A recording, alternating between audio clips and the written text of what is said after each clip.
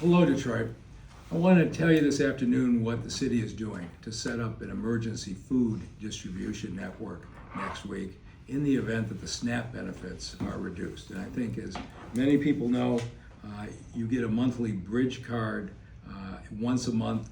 The funding goes out of the card that allows you to buy the groceries for that month. And starting in the next few days, if the Democrats and Republicans in DC don't stop fighting with each other, the people of this country are going to have their food benefits cut off, and we are going to act in Detroit to make sure there's not a food crisis in our city.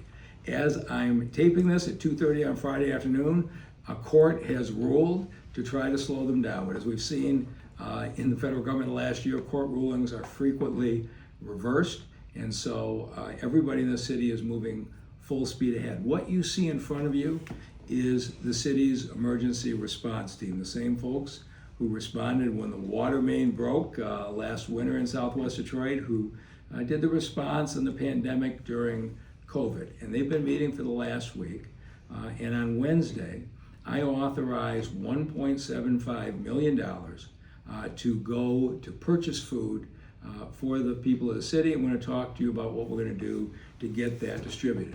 And let me just talk about the team that has come together here. So Adrian Lewis, who runs Forgotten Harvest, the great distribution center, we have allocated them $770,000 along with Gleaners to buy the kind of dry goods, cereal, bread, canned goods that you need. Next to Adrian is Chad Techner, who runs the Metro Food Rescue System. And Chad is going to deliver you the produce because they have healthy meals. We have to do both, and we are going to mix the produce with the dry goods to our sites. We're going to have that up and running.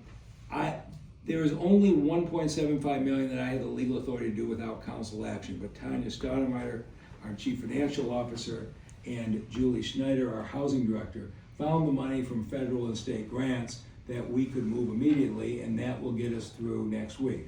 I'm very pleased about the fact that if it goes any longer, Councilman James Tate has promised to be the champion, because we are going to need city council authority to fund this in the long term, and I'm glad we have the councilman ready to move quickly.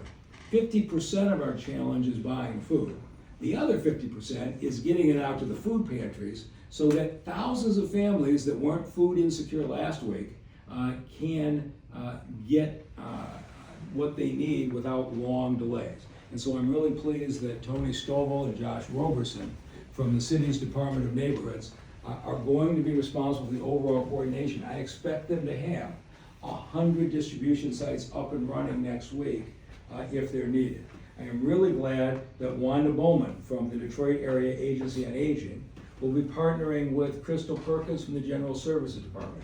And we are going to activate recreation centers across the city of Detroit as additional food distribution sites.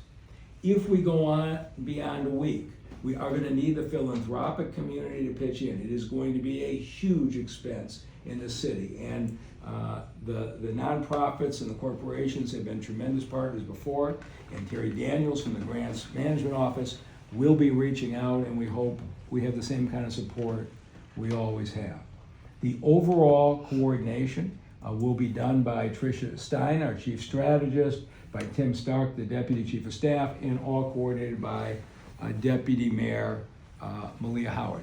I never thought I would see the day that the toxic relationship between the two parties was so bad that they would use food for needy families as a political lever. But that's where we are.